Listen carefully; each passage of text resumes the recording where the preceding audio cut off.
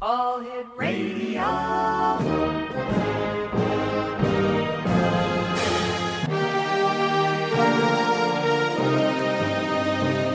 Welcome to the X Zone, a place where fact is fiction and fiction is reality. Now, here's your host, Rob McConnell.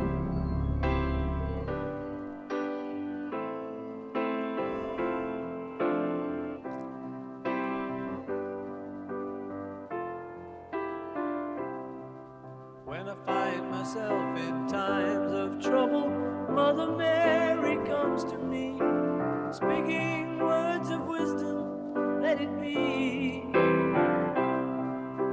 And in my hour of darkness, she is standing right in front of me, speaking words of wisdom, let it be. Let it be, let it be, let it be, let it be. Whisper words of wisdom, let it be. And welcome back to the X Zone. My name is Rob McConnell. We're coming to you from our broadcast center and studios in Crystal Beach, Ontario, Canada. If you'd like to send me an email, xzone@xzoneradiotv.com, on all social media sites, X Zone Radio TV. And to find out about the X Zone TV channel on Simul TV, visit www.simultv.com. X Zone Nation, my guest this hour is Marcia McMahon. And Marcia is an experienced show host and a frequent guest on radio and TV shows. We're going to be talking to Marcia about a book she wrote about. Well, let's let Marcia tell us about her book because it's rather intriguing. Marcia channels Mother Mary. She also channels John Lennon, and she also channels Lady Diana. And, of course, Marcia, always welcome to the X Zone. Nice talking to you again after all this time. Oh, it's great to connect with you, Rob. And I really appreciate your playing Let It Be with the Mother Mary reference there. That was perfect because I channel both Mother Mary, Mary Magdalene, and John Lennon. And we all kind of, it all blended together perfectly. So that was, a brilliant choice. So, I'm featuring my book, Mary Magdalene Speaks, and it's about journeying back in time with Mary Magdalene, Mother Mary, Joseph of Arimathea, with the eyewitness accounts of the many supporters of Jeshua ben Joseph, as he was truly called, in the aura of the divine feminine. And the disciples join the female disciples as they come to life through past life regression, channeling, and ancient fragments of the Gnostic and Nag Hammadi Gospels, revealing new events of Jeshua and Mary's life and new truths. If you have wondered about the possible marriage of Jesus and Mary Magdalene or their child, I reveal astounding details about his ancient bloodline and the purpose and what is being brought forth to light for today. So I had the pleasure of doing my own radio program and hosting many psychics, and then a lot of people that were, also interested in Jesus approached me with offers to do shows. And over the course of time, I met these extraordinary people that either channeled Jesus or were into biblical archaeology, and they wove a different story than the Jesus story that we know from the Bible, and revealed that he had possibly gone to India. Mm-hmm. And, as a child, there's all this space between the age 12 where he's presented the temple and he teaches with, great wisdom, and then he disappears until he's 30 or something. So I found out by channeling Mary Magdalene that he actually did go on the Silk Trail and went to study with the Indian masters. And then I came to discover that there was all kinds of relevant information in India with Jesus having studied there, and there were records of him being anywhere in southern India all the way up through, the continent there, and through Tibet, and there are records of him surviving supposed books that he wrote in Tibet as well. So, let me ask you this, Marcy, before we get further. How do we know that the past life regression or the mediumship is correct and not the Bible? oh well, I'm not saying that the Bible isn't correct. It's just got missing parts. That's all. Oh, I see. Okay. I'm not discrediting religion or any belief system per se, but I would say that it was deliberately edited in 350 AD when Constantine the Great, the first Roman ruler, adopted Christianity, and then they threw out all of Mary Magdalene's Gospels and the other disciples that followed her because women weren't allowed to have a voice.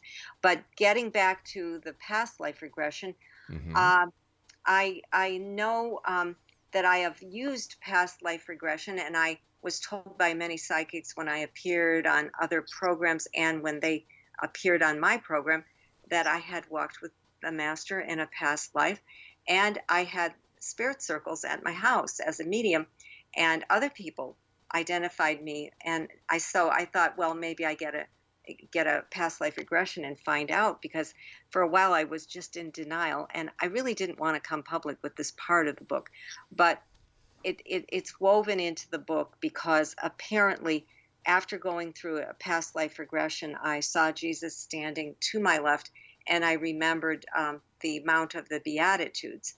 And that was very closely identified also with the feeding of the 5,000.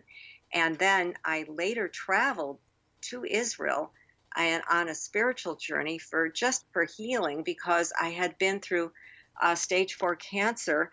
And this is since the last time I've talked to you, Rob.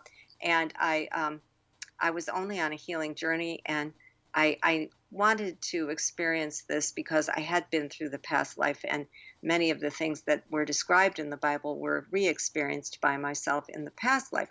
But when I set foot in the Garden Tomb, which is located outside the Damascus Gate in ancient Jerusalem, outside the gates of Jerusalem, the walls, it was right along the Via Dolorosa, which was the crucifixion route. Right. It led to the Garden of Gethsemane, and then I walked in and I recognized where Jesus had lain.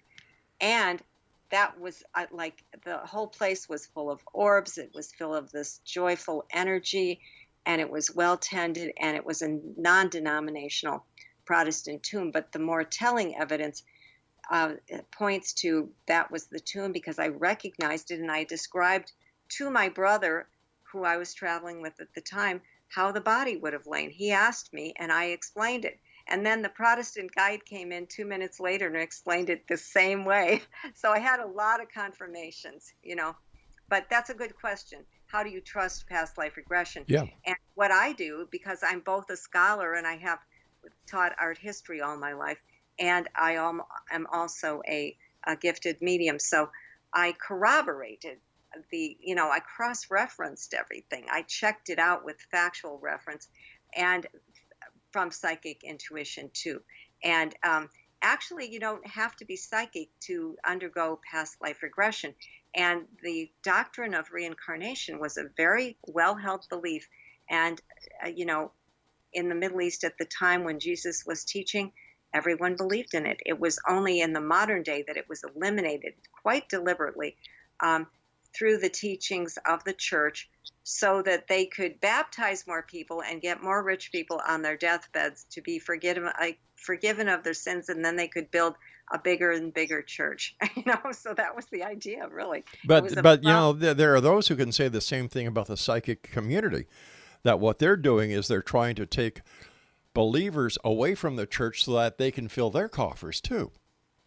Oh no, I haven't made any money. No, on I'm this not. at I'm not talking about you, but there are psychics out there who have a deliberate goal of ripping people off. Oh well, truthfully, I haven't met that many of them.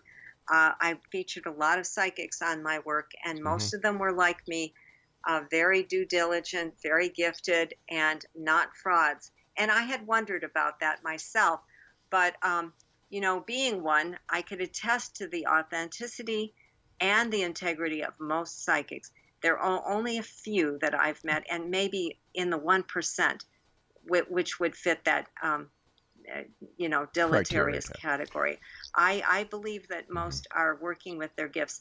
It's just when they start to go with their money and they get real worldwide recognition and fame that they sometimes become prey to the money and then doing the cruises and so on and giving false readings. So there are those out there, but I have not personally experienced them or invited them on my show. And I can tune into a person to tell if they're really and truly gifted psychically or not. And I've seen a few on TV. I'm thinking of one in particular, but I would never slander anyone. So, yeah. Good question. Well, telling the truth isn't slandering someone. It's just exposing them. Well, I'm just not going to give out any names, but I do feel that most are of the highest integrity, and you can lose your psychic gift if you don't use it for the highest and the best good for all. So, I've always been of integrity and of the light, and I stand by my truth. All right, Marcia, we've got to take our first break. Please stand by. Exonation Marcia McMahon is our special guest. www.marymagdalenesmessage.com, and we'll both be back on the other side of this commercial break as the X Zone continues from our broadcast center and studios in beautiful Crystal Beach, Ontario, Canada. I'm Rob McConnell. Don't go away.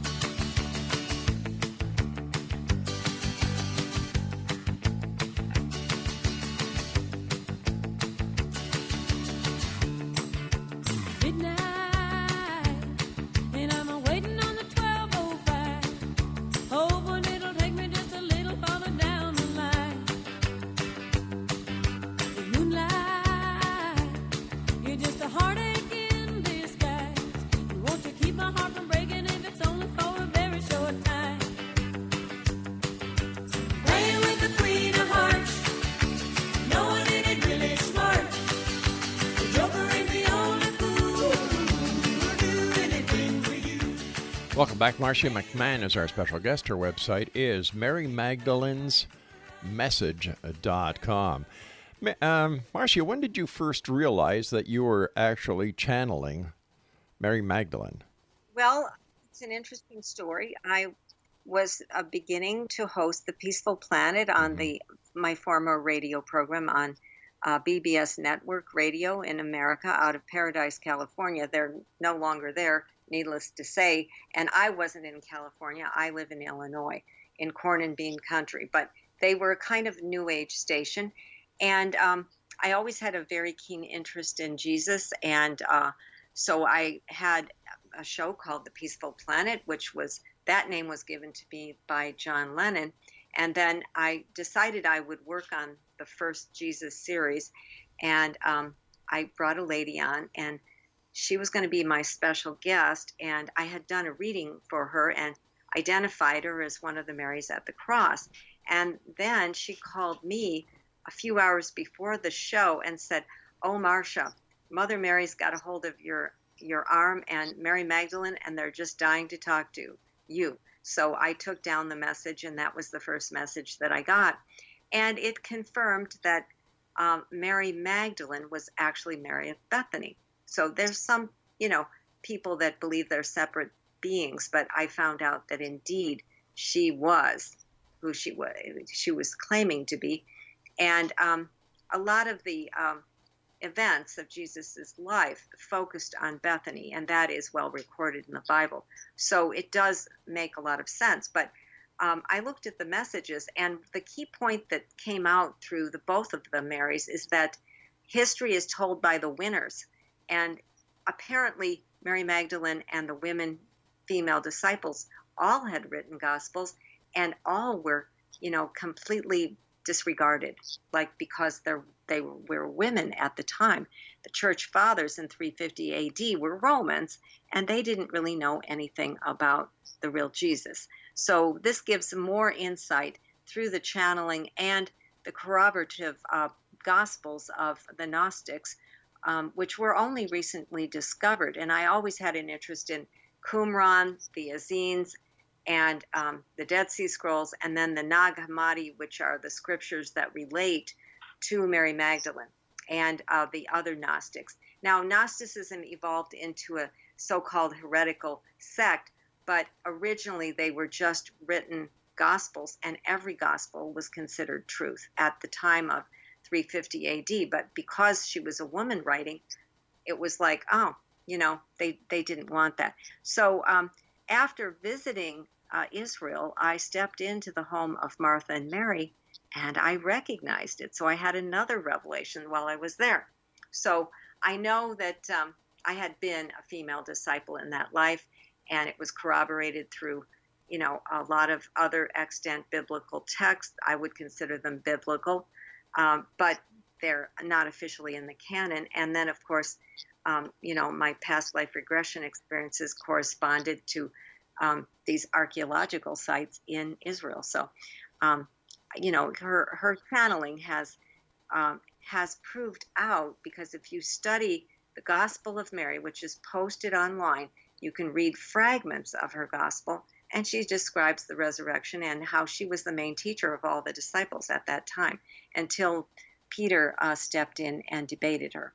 So she gave me all this information and channeling, but I also studied quite a bit of the old texts and so on, and the extant text and the apocryphal text, etc. So I didn't copy anything. I originated with my channeling, and then I verified it. That's usually how I work. I get the information first from spirit, and then I go and I check it out, and it checks out. Scholarly wise, it's believed that Mary Magdalene was Mary of Bethany, and I did find out that they were married and had a child. So the Da Vinci Code was quite correct. So how do you, no disrespect here meant, Marcia, but how do you know you're really channeling Mary Magdalene? How do you really know you're channeling John Lennon? How do you know that you're really channeling Princess Diana? Oh, well, I've worked with Diana for 20 years, Mm-hmm. and I've had other mediums that I co-wrote with and came to me anonymously through the internet, connected with me, and said, hello, Diana sent you a message, and they sent the message to me, and it was like a description of what I was doing that day and Diana's words. So I worked a lot with this famous medium from Canada. I don't know if you've met him, but his name is Bob Murray, and he's from the Ontario region. He's in spirit now, and his son James is also a very gifted medium. But Bob and I connected through email one day, and he would send me John's messages, and then John and I would correspond back and forth, just John and I. And then I sent Bob Murray some of my John material, and he sent me a cryptic message, and he said, well, John has something that he wants to share with you. And so I thought, well, it's probably got to do with music, because he got me onto this music program. And he and George both wrote music through Bob Murray. He channeled it in through Band in a Box, and then I picked up the lyrics. Somehow I would just listen to the music, and so that's another long story. But all of these messages have been independently corroborated by other famous mediums around the world. So I'm quite positive. Right, they've been corroborated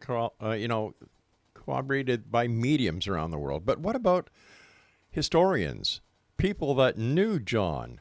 Has there been an outside verification of this information besides the medium community?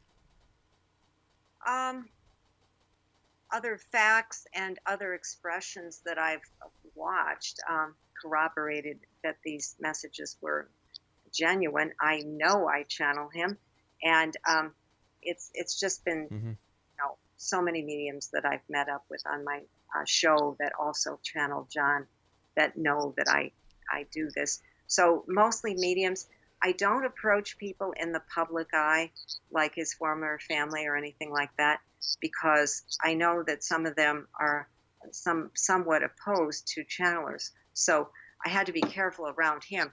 And same thing goes with Princess Diana, though I know that there was a connection to a guy in England who was connected to Andrew Morton, and Andrew Morton corroborated some of this work that was going on. So, there are, inadvertent connections and corroborations from various people, but I don't go out there with a bullhorn saying, "Oh, I'm channeling John Lennon. No, I'm channeling Princess Diana." It's more about the message, really. And if you've read the books, they're full of messages of peace and on the part of Princess Diana and John Lennon. That's still their calling card is they're both peacemakers, and they were both wonderful light workers. And then, of course, Mary Magdalene, what I've gotten from her is corroborated historically through the Gnostic Gospels. But it's not word for word, Right. of course, but Mary wrote those Gospels. They were translated umpteen times, I don't know how many times, by the Desert Fathers in Egypt called the Coptic Gospels. And her Gospels are on record as being Mary of Bethany. So I have looked into the factual matters of these things too. And I've had strange coincidences too with all of my guides. They're all my guides now. Since I've done so much work for them, they're helping me. They've helped me through my cancer journey. I'm completely healed and recovered. So I have no doubt in my mind. Now, I don't blame you for asking the question. I appreciate critical thinking because I was in academia for all these years of 35 years of art and art history teaching. So I understand where you're coming from.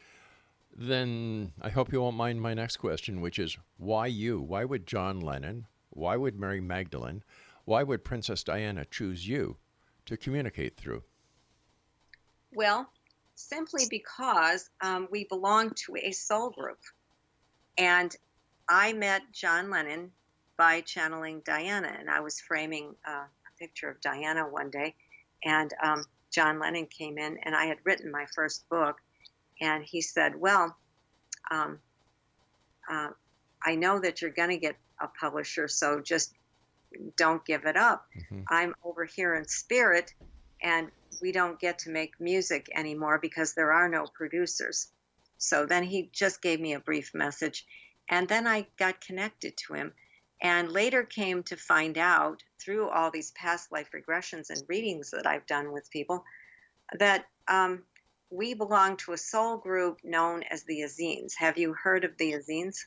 I have, but you and I have to take our next break for the news, so please stand by. Exonation Marcia McMahon is our special McMahon. McMahon, yeah, like Ed McMahon, there you go, is our special guest, and her website is marymagdalensmessage.com, and we'll both be back on the other side of this break as the X-Zone continues with yours truly, Rob McConnell, from our broadcast center and studios in Crystal Beach, Ontario, Canada. Are you a skeptic or are you a believer? Send me your messages. Love to hear from you. We'll be back on the other side. Don't go away.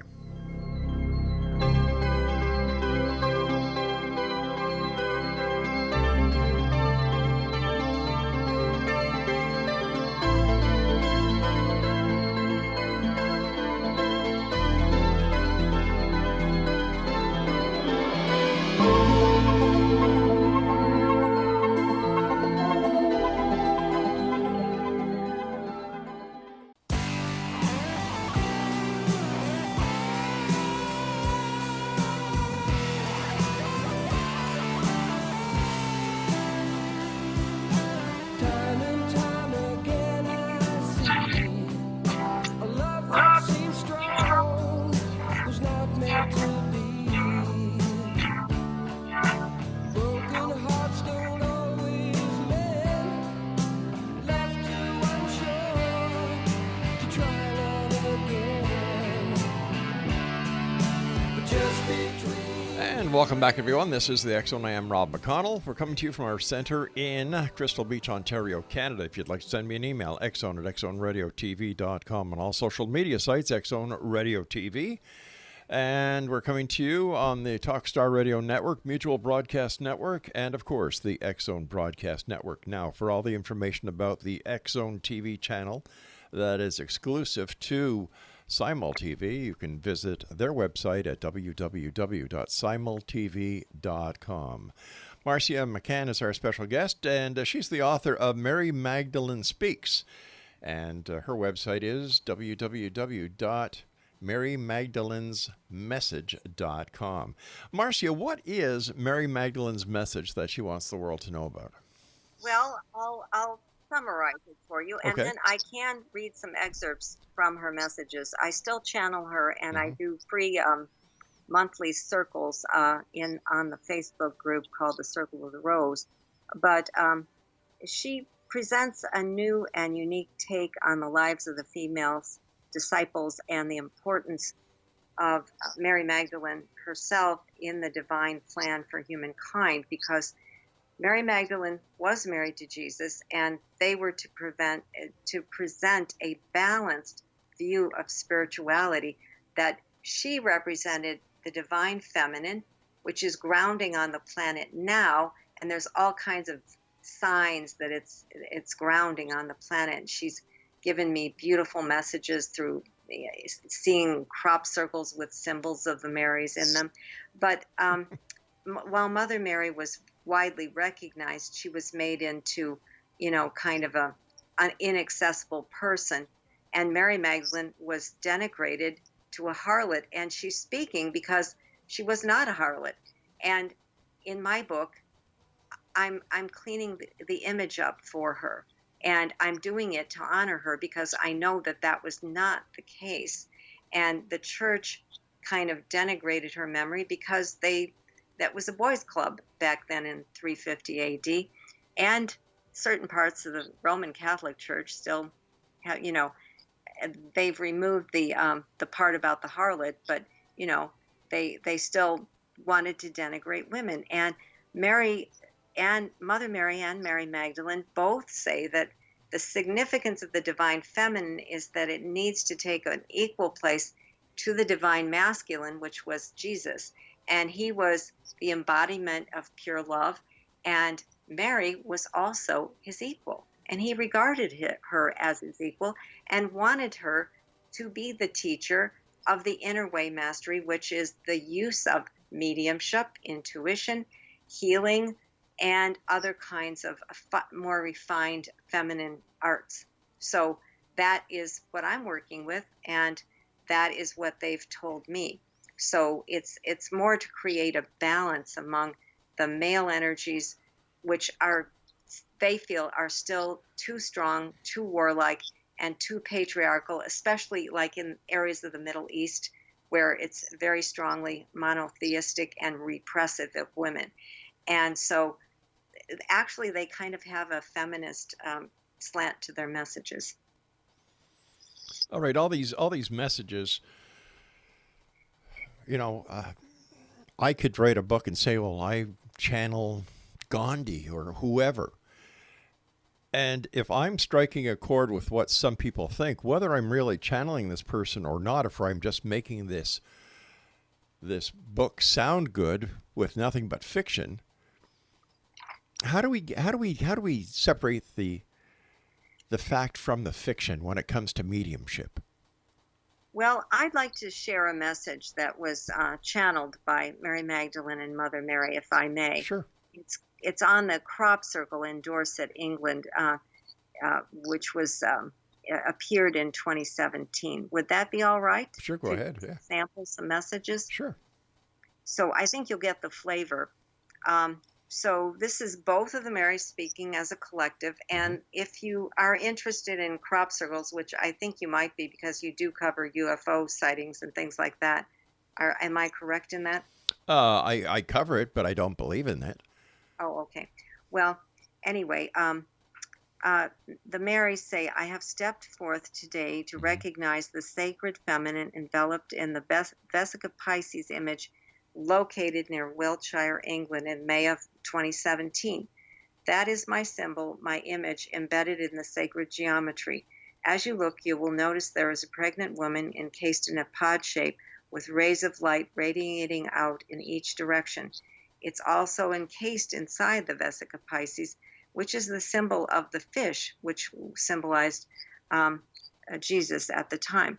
And that is the name for one of the Gospels, the Gnostic Gospels, Vesica Pisces. You will also observe two very perfect orbs coming together, and those stand for the sacred masculine and the sacred feminine, about to emerge in the solstice celebration as well as the eclipse.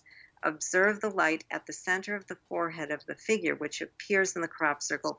It serves as a reminder of my illumination, and observe the Holy Child within the womb, the center of the birth of the Christ and the Christ consciousness.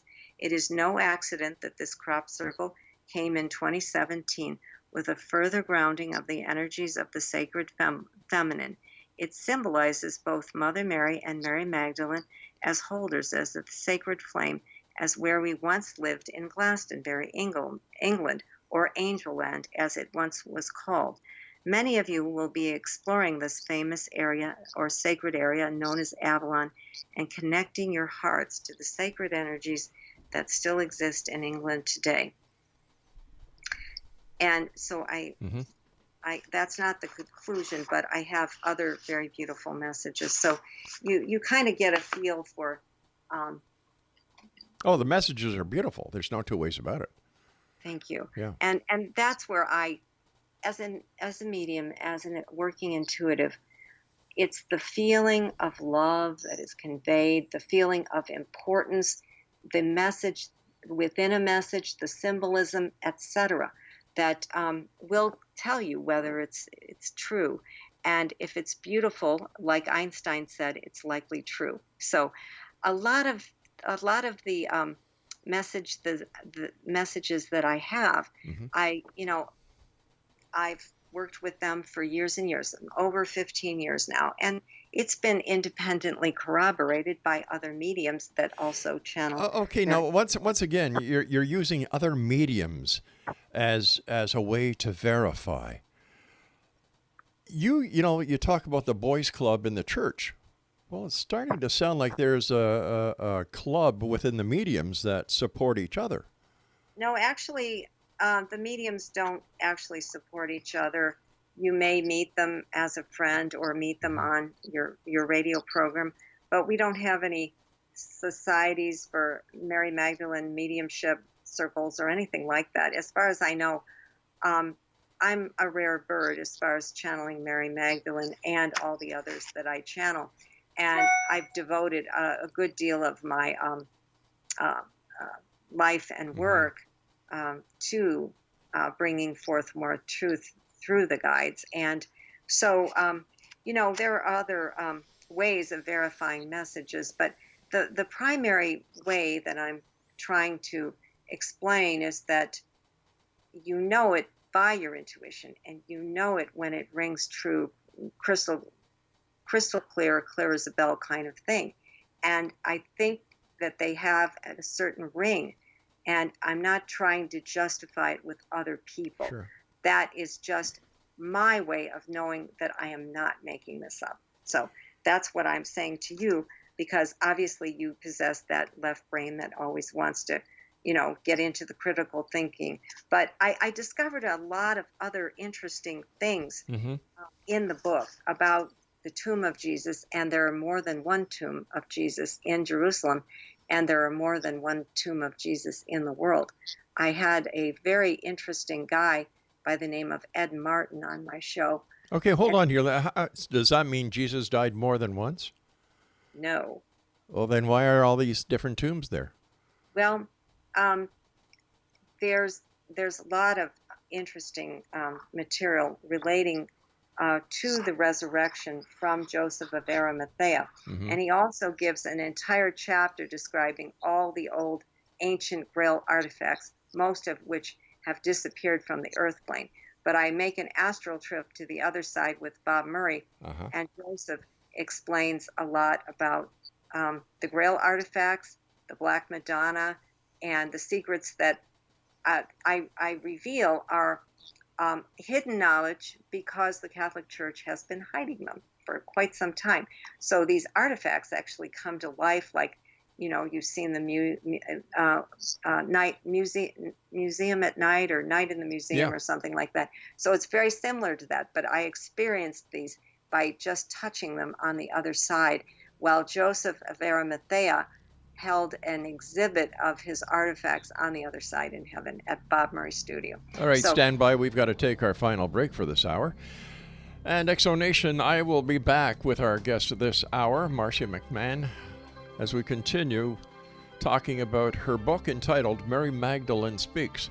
If you'd like more information about Marcia, visit her website at marymagdalenesmessage.com. That's marymagdalenesmessage.com. And we'll be back as we wrap up this hour here in the X Zone from our broadcast center and studios in beautiful Crystal Beach, Ontario, Canada. Don't go away.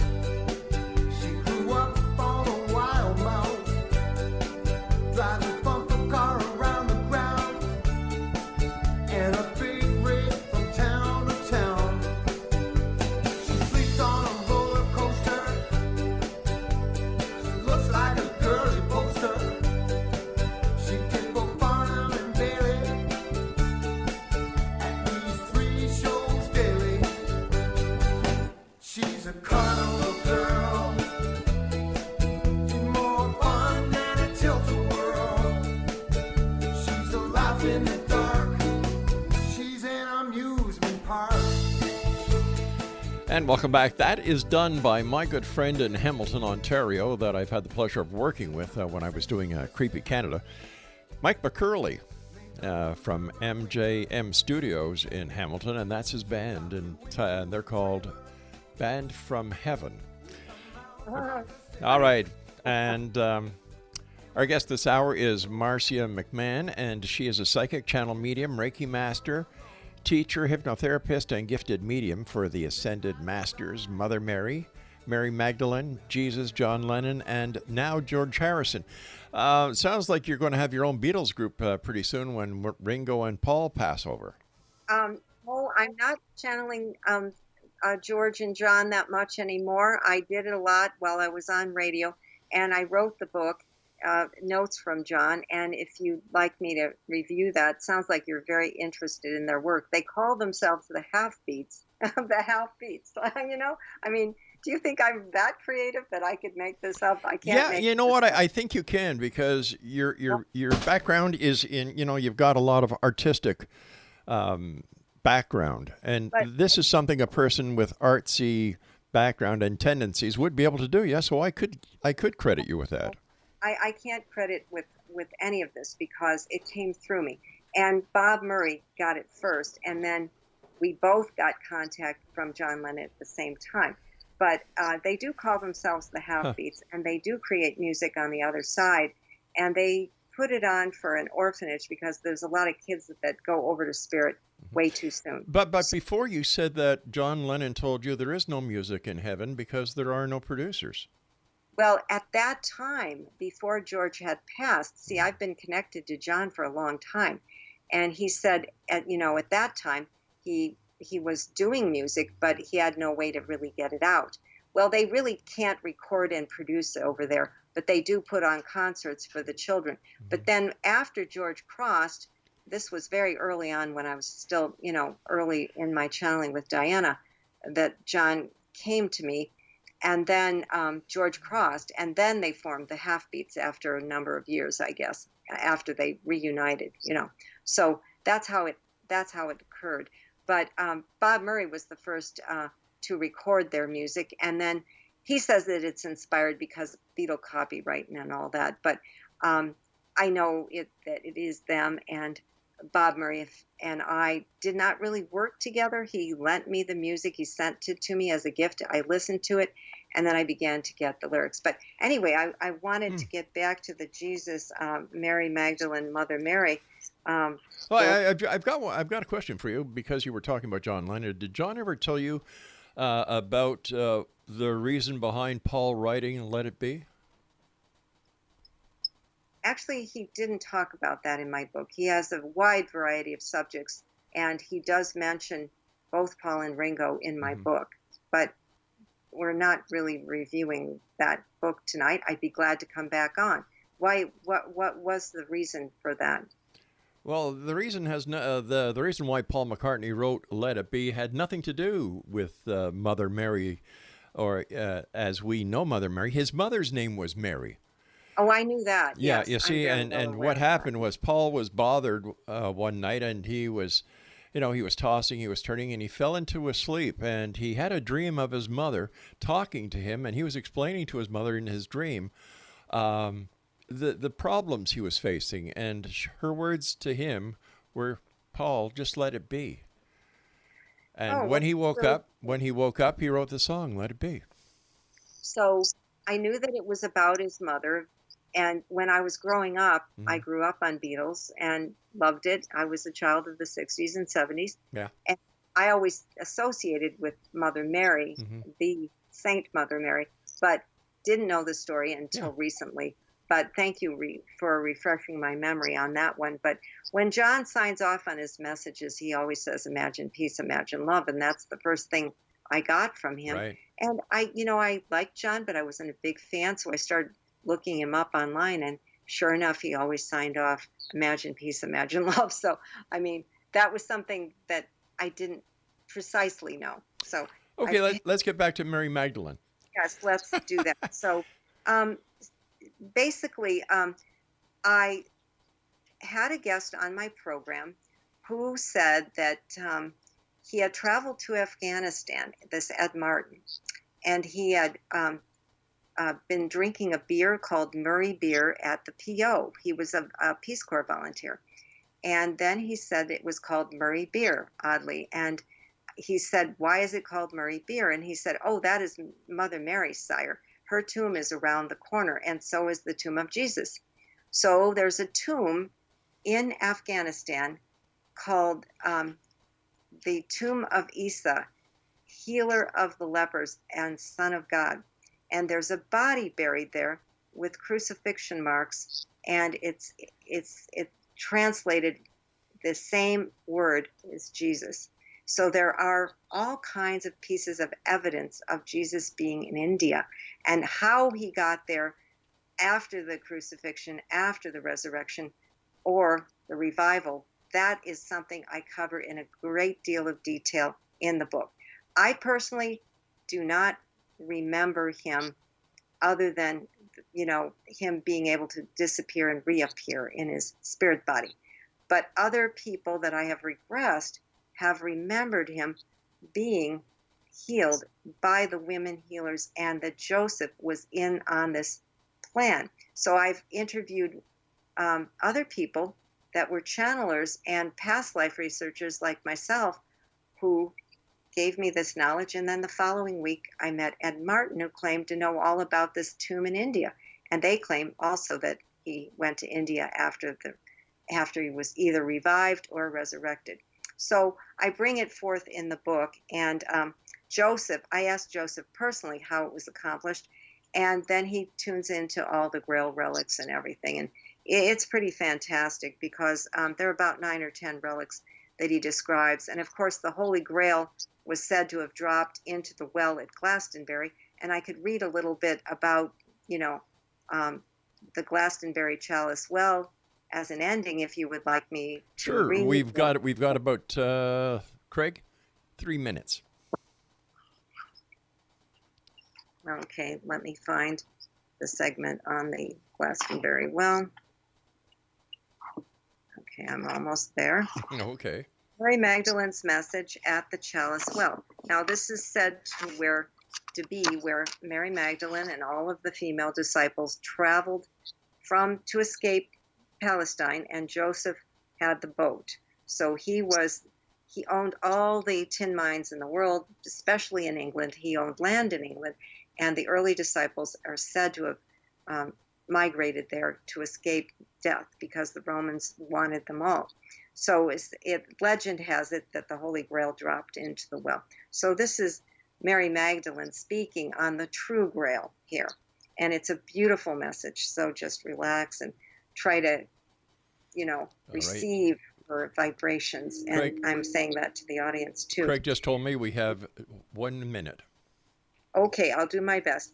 Mary Magdalene, it is my pleasure to come forth and speak to the world in the sacred place in Glastonbury, the sacred shrine of the holy wells here at the Chalice Well. There is not only one Chalice Well, but many wells, and the chalice of the Holy Grail is also here, but only in spirit. For those that want the artifact, they will never find it, for artifacts decay over time, as the righteous one Jesus told us all. The well is the secret place of the Holy Grail indeed, and among you today, you have many of the original disciples gathered here. What a joyous energy and union.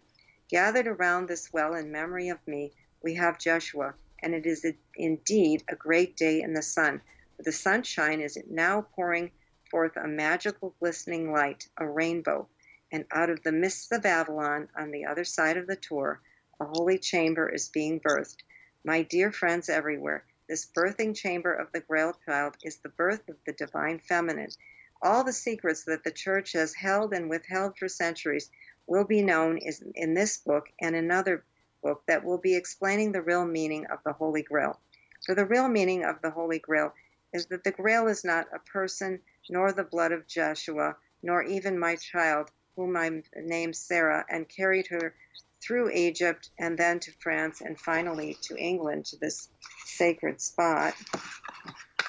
The Holy Grail is not an artifact. The Grail is the divine feminine, which is being birthed from these wells. All right, Marcia, I'm sorry, but we've run out of time. Exo Nation, if you would like to find out more about Marcia, if you'd like to get a copy of her book that is entitled Mary Magdalene Speaks, visit her website at www.marymagdalenesmessage.com. Marcia, thank you so much for joining us. Continued success, and please say hi to everybody for me who's on the other side.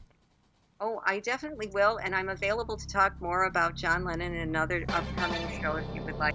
All right, we'll be back on the other side of this commercial break as we continue here in the X Zone from our broadcast center and studios in Crystal Beach, Ontario. Wow. Just imagine that, having conversations with Mother Mary, Mary Magdalene, John Lennon, George Harrison. My goodness. I wonder if they play euchre. I'll be back. Don't go away.